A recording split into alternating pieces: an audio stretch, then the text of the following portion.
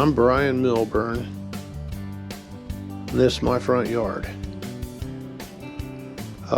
My wife and I own this ranch. I guess anybody that's in ag can tell you, you never really own anything. It doesn't matter whose name is on the title. You just get the privilege of, I guess, being a steward. God will let you work here as long as you take care of it, I guess. My granddad bought this place in 1946. He came from Kansas with his family. This was a big ranch when he bought it. We're about 5 miles south of a little town called Araba. I guess there you can see Araba. Well, I can tell you some stories about that. I'm sure I will at some point. But what I wanted to do today was just show you around a little bit. So that's what I'm going to try to do. This is like season 1, episode 1 of our story. We're going to tell you about the ranch and the cattle and the dogs and the cats and the raccoons and the coyotes and the deer and the antelope and everything else. But there'll be time for that later on.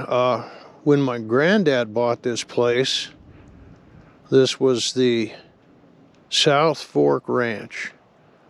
And the reason he called it that is, I don't know if you can see that earthen dam over there about a half mile on the other side of the road. But just beyond that dam, the South Fork of the Republican River starts. And it ain't much. Back in the olden days, before it got dry, and it's terribly dry right now. Believe it or not, this used to be a yard with grass and pretty nice place. It's been dry now, I don't know, seems like 10 years. But anyway, the grass has all died. Some of the trees have died. A lot of the elms have died. The evergreens are hanging on. Good for them. I water them when I can. But anyway, before we get too carried away, let's see if the four-wheeler will start, and I'll show you around. The equipment that's sitting here was horse-drawn equipment that came with the place when my granddad bought it. My equipment's a little newer than that, not a lot. I'll show that to you here in a bit. But I'll take you out by the front gate and we'll just drive around a little bit.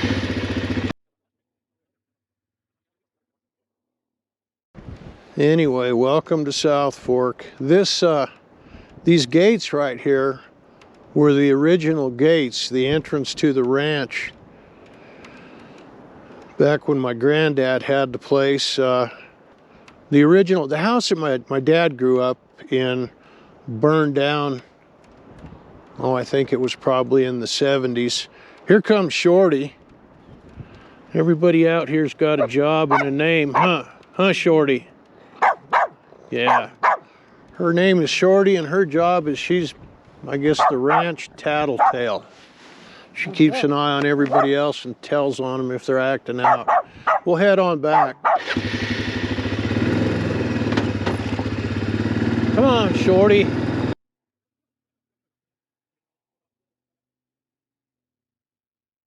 Those are grain bins.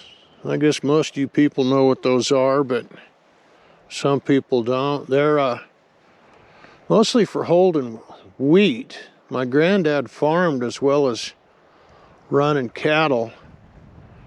This place raised quite a bit of wheat back in the day. We don't farm much, and I'll explain that at some point. I guess farming and ranching is a terribly expensive habit. You wouldn't believe what it costs to cash flow a farm. Ranching isn't necessarily cheap. That old metal building right there, that's the shop. And my granddad built that probably, I'm guessing around 1960. You can see where it's got a new door and a new window here on this south side. In 2014, we were hit by a tornado, and I'll hopefully spend some time in an episode maybe talking about the tornado. That's Cricket. What are you doing, Cricket? That's Cricket. Her job is bossing around the barn cats. But anyway, you can see the new door and the new window. That's a result of the tornado of 2014. We're going to go on down by the equipment shed. And I don't know if you can see it or not, but if you look at the equipment shed, you can see the roof is two different colors of blue. The darker blue is actually all new. The tornado cut that equipment shed just in half, almost like you'd taken a chainsaw to it. It was really something to see. I was coming back from Flagler and got to see the whole thing from the car. But anyway, I'll tell you all about that at some point. Let's go on down to the equipment shed and I'll park this four-wheeler and show you the barns.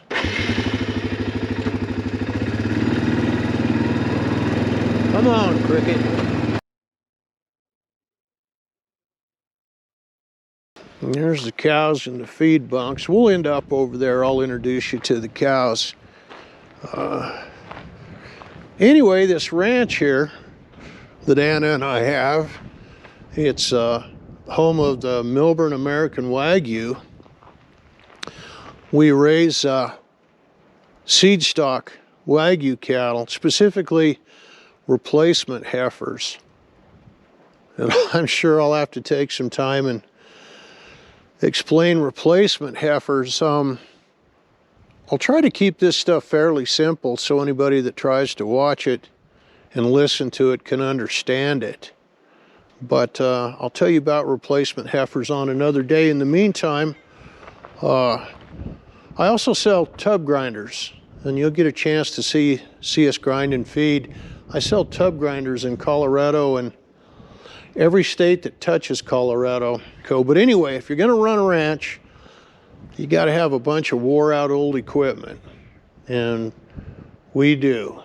We got water trucks and tractors and pickup trucks, and walk down through here. Yeah, this equipment shed, it's almost 100 feet long.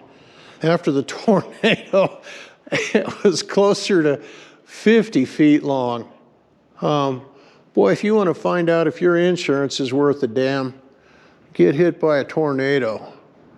But anyway, there's my baler left over from back when it used to rain around here. We'd actually put up quite a bit of feed. I've got some good alfalfa stored in here. That stuff's fairly expensive, so I try to keep it out of the weather. Another pickup. This afternoon, I'm going to try to get some footage of doing the chores, feeding the cattle. You'll get a ride in a tractor. This tractor was built the year that I got out of high school. And believe me, that was a long time ago. And what's crazy about that is this tractor today is worth as much as it was worth brand new. And that tells you, I guess, a little bit about how equipment prices and fixed costs and variable costs, everything have just continued to go straight up. The return on investment didn't necessarily follow that trend line. But anyway, this is a tub grinder, and we'll grind some feed here one of these days. This another tractor. This is a good tractor. This about 175 horse tractor. Runs really well, doesn't have a lot of hours on it. The only thing I ask it to do is grind feed, and it does a pretty good job of doing that. I've got some grass hay, I've got some millet. I've got some millet and weeds. Like I said, it was so dry, a lot of the feeds just got a lot of weeds in it from just a poor production year. My dad used to tell me that it was a good idea to keep 2 years worth of feed in the feed pile. I haven't had 2 years worth of feed sitting around for probably 7 or 8 years, just because it's so dry that the cost of the feed right now, I mean, I'm fortunate to have this, and some of it came out of Kansas. So, I mean, we're lucky.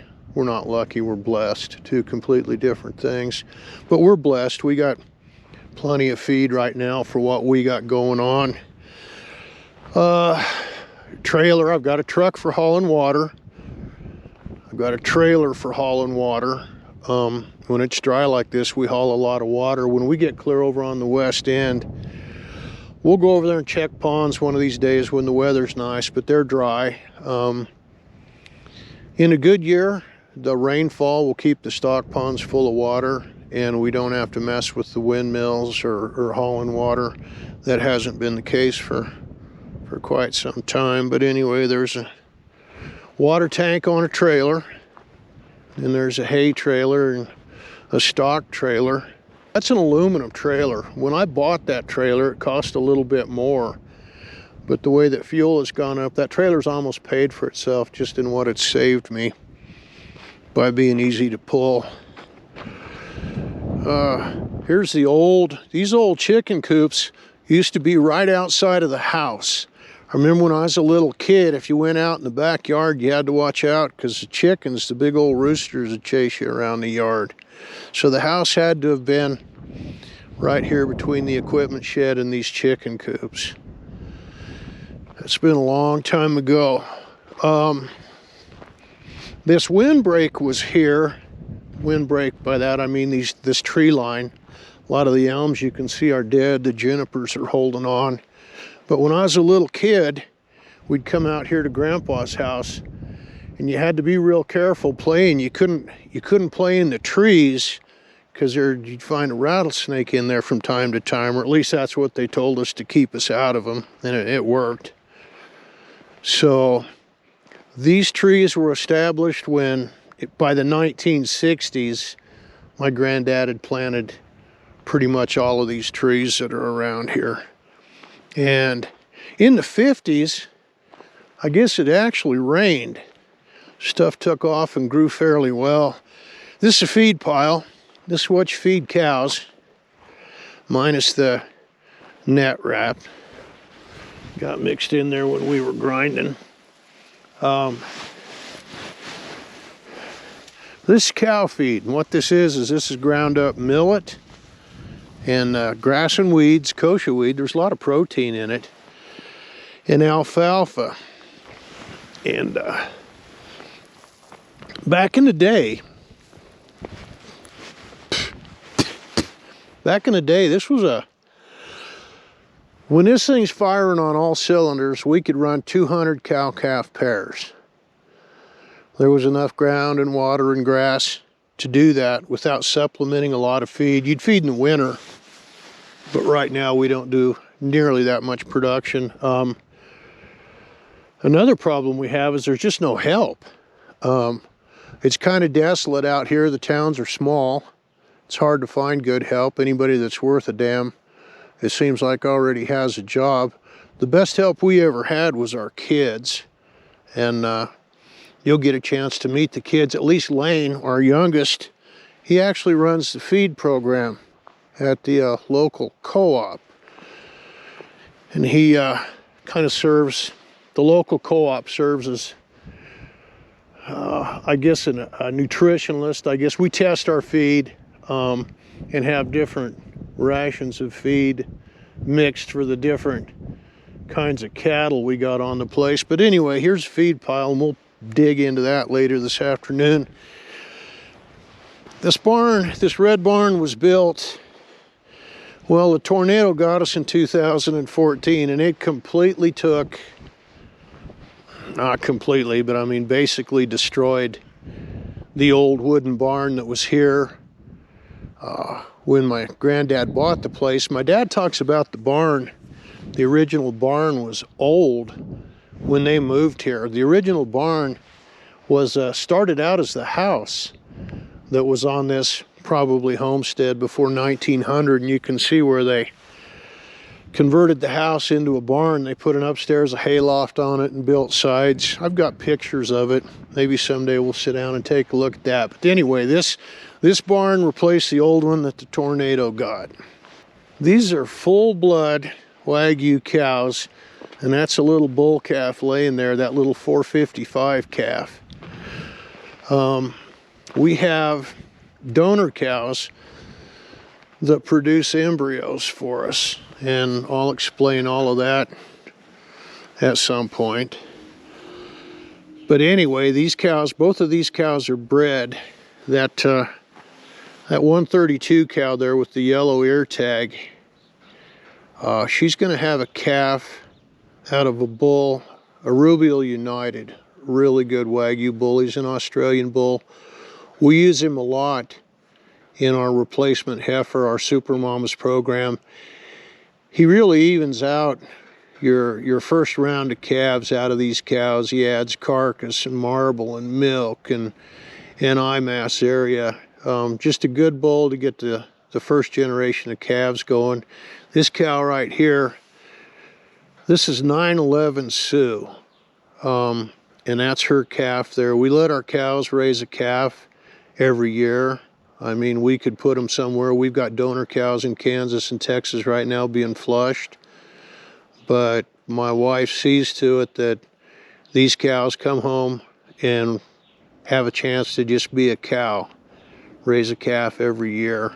Sue has an Rubial United calf in her as well. She's only about, I don't know, 10 or 11 weeks bred. So she'll have a calf later this summer. That 132 cow, we're looking at the middle of January on that calf. That'll be a lot of fun. We'll get up in the middle of the night and bring the camera out, and you can watch that extravaganza. This little bull calf right here is out of a Foundation Wagyu bull. This is a Mishi-Fuku calf, which if you're in the industry, you'll recognize that name. If you're not, it's just another funny sounding name. That Mishi-Fuku bull, thousands of calves, thousands of registered progeny. But anyway, that's a Mishi-Fuku bull calf. He'll sell in Salina, Kansas later on this summer. These chutes, when I was a little kid coming out here to work cows with my dad, God, these chutes were here back then. These corrals, these are the original corrals that, I mean, they've been spruced up just a tad, and we've got panels now instead of wood. This is where my granddad worked cattle, and they're basically set up the same way that they have been for 70 years. I guess it works. These are all recip cows, and these are cows that should have an embryo in them. If they've got an F1 calf at the side, that's because they don't have an embryo. These cows get 2 shots to get an embryo implanted, and if they don't implant, then we'll cover them, we'll put a bull on them, and they'll raise a half Wagyu, half Angus calf, and that's what we've got right here. All of these calves are F1 calves. These cows are all open, and as soon as I can get these calves weaned off of them here after the first of the year, we'll start looking at getting embryos put in all of these cows. That cow right there is a heifer, and she's actually got an embryo in her. She's got an Rubial United embryo in her. She went to Kansas. She was open. She's a heifer. She didn't raise a calf last year, so this will be her first calf. But this heifer was actually shown by a young lady in a neighboring town at the fair, at the county fair. And that heifer standing right there, she was number 9 out of about 89 market steers and heifers. Anyway, as far as marble, she's got a ton of marble. She's a good cow. Her mother was a good cow. Most of these cows, I know their mother. A lot of these cows, we had their grandmother. I mean, these are cows that have been around for a while. Every cow standing around is a good mother, and that's the focus of our program, is we raise good female mother calves, replacement heifers. Like I said, I'll explain that someday. My wife, that's her favorite cow. Her name is Ginger Snap, and I call her the Fat Bottom Girl, but I guess her correct name would be Ginger, or the Ginger Snap. We will probably, I will put a bull on her at some point and let her raise a calf. She didn't take an embryo. She's a little bit young. Some heifers take an embryo all right, some do not. She did not, but she's a local favorite, so she gets to stay. What are you doing, Cricket?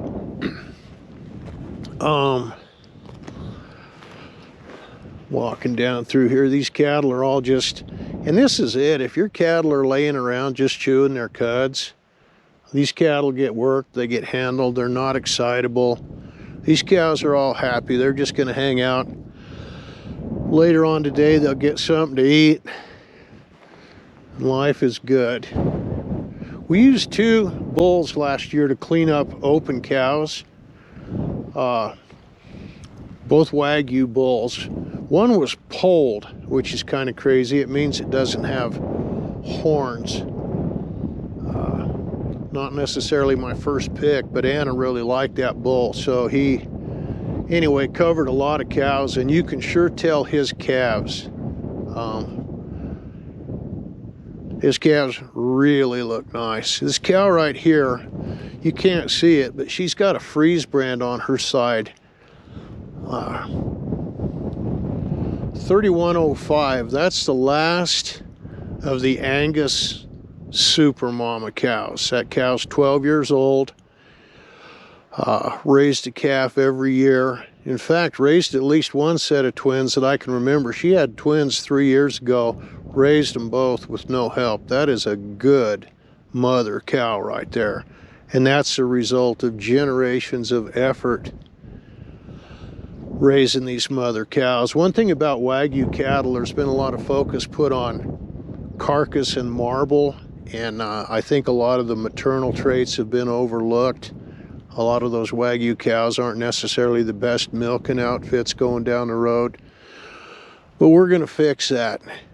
You know, 5 years, we're going to be producing some really amazing female cattle. This is a Coriani cow, and I've got 3 of them. We've got 3 of them mixed in with our recip herd. The reason we have them, we used to keep longhorns around. I mentioned the coyotes. We've got a terrible problem with coyotes, and these Coriani cows do a pretty good job of keeping the coyotes run off the younger calves.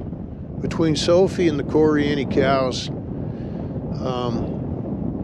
we haven't lost a calf to coyotes for a long time.